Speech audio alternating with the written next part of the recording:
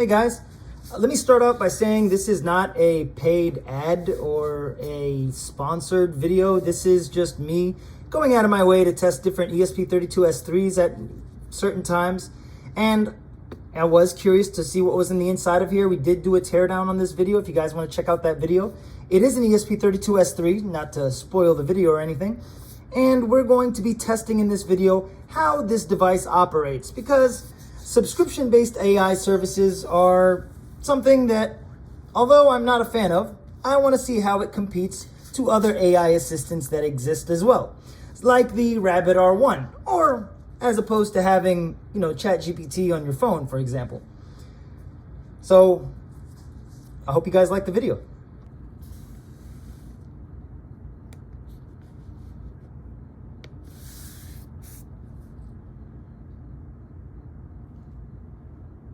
Here we're starting out with the AiPi-Lite. We're setting it up. Now, once again, this is a subscription-based AI assistant.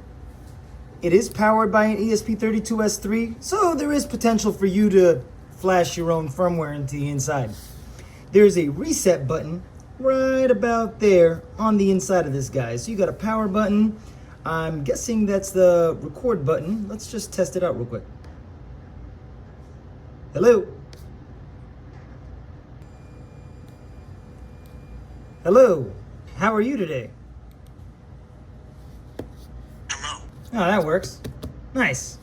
All right, so I decided to make an AI assistant to help out with microcontroller projects. Little did I know that it would just repeat the prompt over and over again. So in all honesty, it has its quirks, but let's see if we can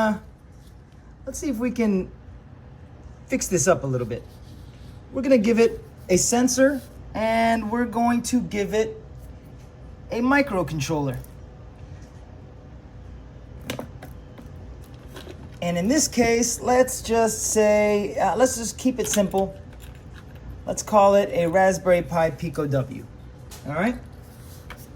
So, I named him Pi. Now, when you're setting up this guy, it'll give you a code that you will then need to basically like bind to the device. And you can configure your own agent. So you want to create agent. They have an agent marketplace. You can replicate sounds, but it takes 24 hours for it to replicate. I have decided to replicate my coworker's voice. So hopefully in about 24 hours, we will have Derek's voice and set him up as an assistant. Hopefully that works. I'll give you an update on that. But I set up this agent and I named it Pi. Now you can select different AI models to choose from. You've got Xorigin's model, Gemini, Azure, Amazon Bedrock, and ChatGPT 4.1. Hopefully they add ChatGPT 5. I gave it a prompt. I wanted it to sound like Iron Man. I have yet to change that voice for it to be Jarvis's voice, but in time, it'll be like that. Now you can give it a prompt. From what I've realized, every single prompt that I've, all right, typo right there. Now, you give it the prompt and we press save.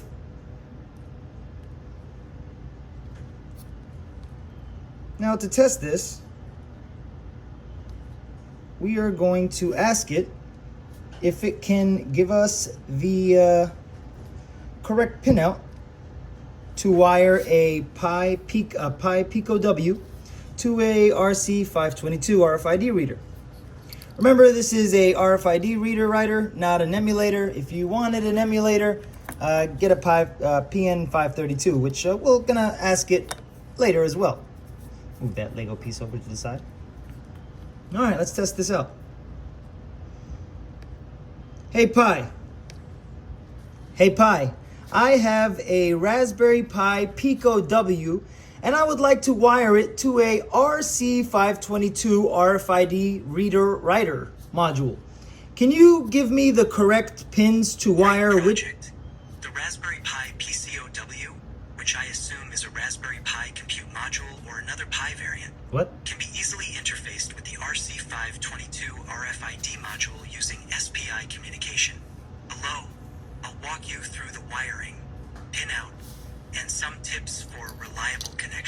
see if it's correct. RC522 RFID module pinout. The RC IRQ not connected. This is giving us a Optional.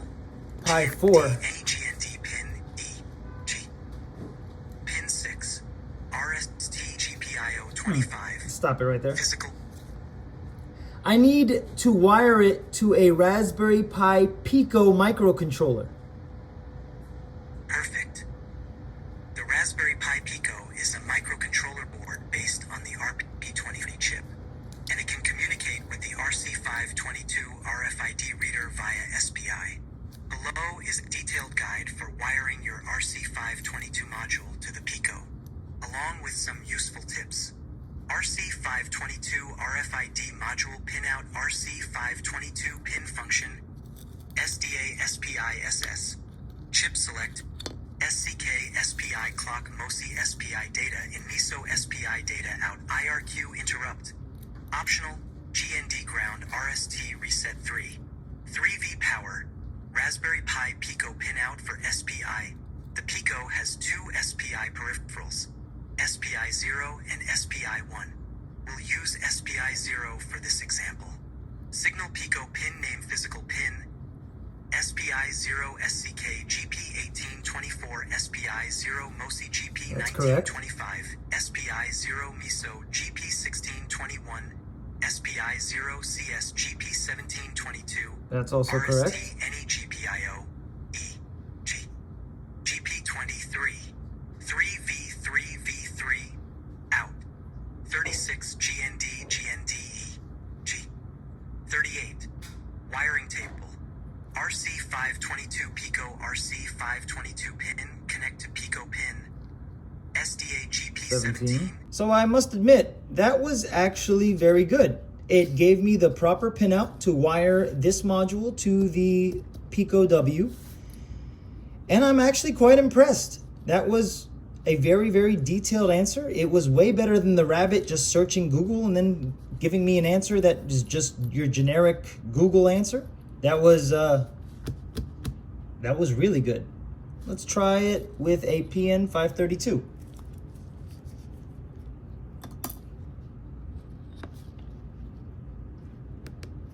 Hey Pi, I have a Raspberry Pi Pico W and I would like to wire it to the PN532 RFID NFC reader-writer module. Absolutely. I can guide you through wiring the PN532 RFID module to your Raspberry Pi Pico W. Step 1. Choose your communication method. The PN532 module can communicate over I2C, SPI, or UART. Most hobbyist modules have header pin jumpers or solder pads to select the mode. I2C is often easiest and has broad library support, but let me know if you prefer SPI or UART. Let's proceed with I2C, recommended for Pico W. Step 2. Pin mapping for I2 shares how to connect your Raspberry Pi Pico W to the PN532.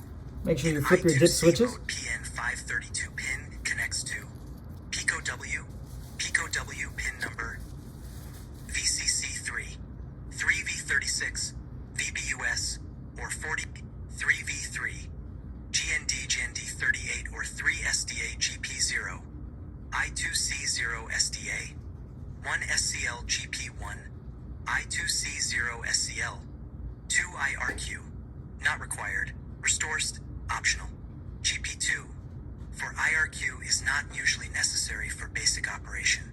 Double check. Your PN532 module may have SDA SCL or TXRX labeled. Make sure to select the correct headers for I2C. Step 3.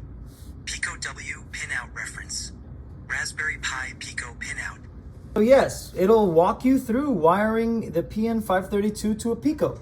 Let's give it something a little bit more complex. Let's give it a not as popular microcontroller. Absolutely. One thing that I have to note is this little guy listens a lot unless you tell him to be quiet and then click the button to make it stop. And then he still listens, which is kind of irritating, but after a while it'll be put on standby mode. So let's take it off standby mode and see if it can wire a Banana Pi Leaf S3 to a BME BMP 280. Pi, I need you to tell me how to wire a Banana Pi Leaf S3 microcontroller to a BME/BMP 280 module. Absolutely. Let's get your Banana Pi Leaf S3, which uses an ESP32 S3 chip, connected to a BME 280 or SDA GPIO 8, SDA, SCL GPIO 9, SCL. Practical steps 1. Power. Connect the VIN or 3v3 All right. in from the B. All right, so it actually gave us the proper wiring for a less known microcontroller and a BME BMP 280. It actually did very, very well. Let's see if we can give it a complex project, something a little bit out of the ordinary. Let's ask it to tell us about, screw it, shout out Rabbit Labs. Let's ask it if it could tell us about the Flippin' Zero GPIO board by Rabbit Labs for the Flipper Zero. Hey Pi, I have a Rabbit Labs Flippin' Serial GPIO board for the Flipper Zero. Can you give me a brief overview? L is a GPIO expansion board designed for the Flipper Zero multi-tool device. It plugs into the Flipper Zero's GPIO pins, giving you easier access to general-purpose input-output GPIO connections. Key features breaks out Flipper Zero's GPIO header to more accessible pins. Adds labeled pins for easy identification, typically including 3V and 5V power, GND UART. All right, so it can't really give us specifics, but that was a trick question. Digital and analog GPIOs, D0, D1, etc. All right, well, that's I'm not gonna hold it against it. Let's see if we can ask it about an IoT device.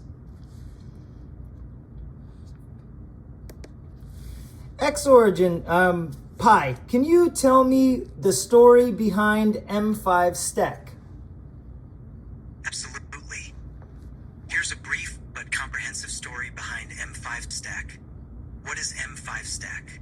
M5 Stack is a popular brand and ecosystem of modular, stackable, and programmable development kits and IoT devices based on the ESP32 microcontroller. The company is headquartered in Shenzhen, China. Origins and background founded. M5 Stack was founded in 2017 by Jimmy Lai Wenhua. Inspiration. The idea was born from the need for a more user-friendly, modular, and robust platform for rapid hardware prototyping. Right, it answered our questions. It got the Flippin' Serial GPIO board wrong, but it definitely answered our questions. Now, I like that we can configure different models. I got mixed opinions about the subscription-based. But as far as performance to the Rabbit R1, this is a much better AI model. Now, mind you, you can do the same thing with your phone, but I like that you can configure the voices as well. So let's, I don't want to hear a dude talking to me. Let's change the voice. How about a normal female? Normal female? I wonder what a normal female sounds like.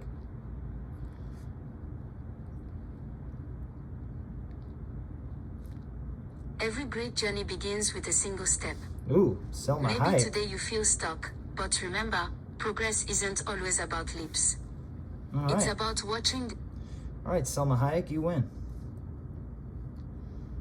Let's see what the AI marketplace looks like. Oh my God. It has the emotions from inside out.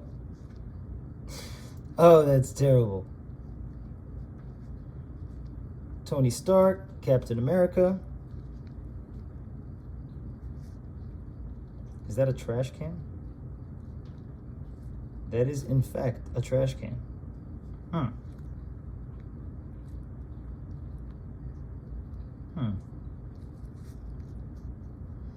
Role-playing, education. Let's stick with education. Oh, you have a tutoring assistant. That's nice. Lifestyle assistant and game. All right. The main point is you can create your own AI. And I kind of like that. I like how simple it is.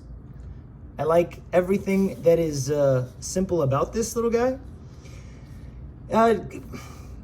At the $17 price point, if you were to compare it to other IoT devices like it, like an ESP32 S3 with a microphone and a, I guess not 2, but 3 user buttons, boot and reset and a programmable button, and a speaker, at $17, it's a lot cheaper than a lot of other IoT devices. So I definitely am a fan of the price point. For $17, it's not bad.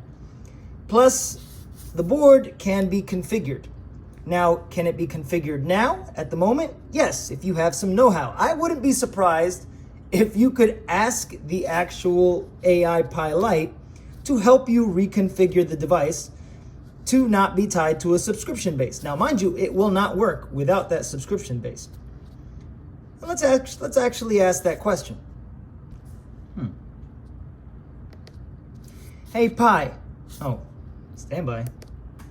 Hey, Pi, how can I flash a AiPi-Lite with a AI assistant that is not subscription based? How can I go about flashing the ESP32 S3 microcontroller in an AiPi-Lite so that it can be configured without a subscription? Absolutely. I can guide you through this. Ooh, I like that voice. Here's how you can flash an AiPi-Lite, which uses an ESP32 S3 microcontroller with open source or local AI assistant software. Bypassing subscription-based cloud solutions. 1. Understand your board. The AiPi-Lite is based on the ESP32 S3, a powerful Wi-Fi plus BLE microcontroller. These are programmable via USB using popular tools. 2. I don't know if this is Choose your AI assistant Selma software. Hayek You anymore. want an assistant It that sounds runs like locally without requiring a subscription. it sounds like something Some straight out of options: Home Wakanda. Assistant with ESP Home for home automation and basic voice control. Personal assistant projects like Minecraft AI can be interfaced with ESP32 as a client. Custom ESP32 firmware, you can use ESP Home, Tasmota, or write your own using Arduino Platform IO or ESP-IDF. 3.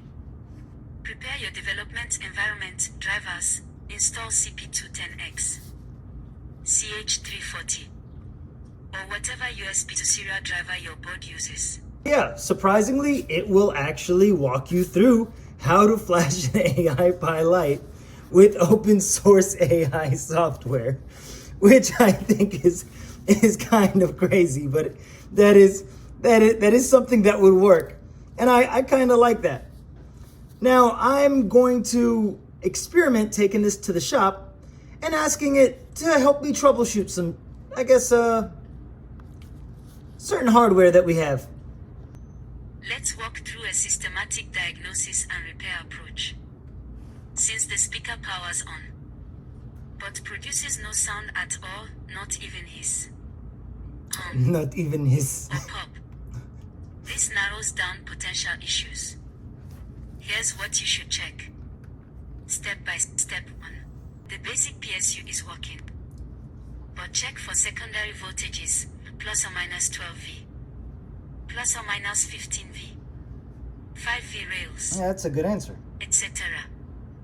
With a multimeter, amplifiers often need more than one supply voltage. 2. Visual inspection, look for burnt components, broken solder joints, or bulging capacitors on the amplifier PCB and around power supply circuits. Check for loose or disconnected wires going to the speed driver. 3. From that. Systematic diagnosis. A. Speaker speaker driver test. Disconnect the speaker driver from the board and briefly touch its terminal with a 1.5V battery. You should hear a small pop if you do. The speaker driver is working. B. Check the amplifier board using a multimeter. Okay, if I was gonna rate that answer, it would be in the realm of 6.5 out of 10, because it actually gave me steps to create a pop or a hiss to come out of the speaker, which is a really nice answer, to be perfectly honest with you, and I am impressed by that. So in all honesty, when it comes down to an intern, it's a decent intern, as opposed to some other interns that have been out for some time now. Hint, hint to Rabbit. But that is definitely not what I was expecting. I mean, it operates like having ChatGPT in your pocket. I definitely see I see the interest people are having for putting this device in like teddy bears and giving to children. It does seem like a nice companion. I like that you can ask it games. I like that you can use it as a study partner. So with that being said, that is kind of cool. That is kind of cool. I give it to this little guy. That is pretty decent. Now, as far as anything other than that, well, there's nothing yet, but there is an ESP32 underneath, and there are tiny GPIO pads on the inside. So the potential to attaching this to different sensors and modules is there. Will it operate without damaging the device? Absolutely not. And I actually look forward to playing around with this guy a little more. This is not what I expected. I do have to admit that. It's not what I expected. Is it a nice toy? Yes. Is it priced properly? Yeah, it definitely is. Now, mind you, I got to mention the battery pack it's separate from the actual device itself. I believe the device itself is $17. I honestly forgot how much the battery pack is. So if you do get one of these guys, you do have to get a battery pack to be able to take it on the go. Unless you want to just leave it on your desk, and that's fine too. There are Lego connectors on the side, so you can attach the same Lego connectors that you can attach on other M5 stack devices, which is pretty cool. And yeah, that is it for right now. That was a nice test. This is honestly my first time testing this device. I have not tested it outside this video, so I hope you guys liked this, because I think I got some ideas for this.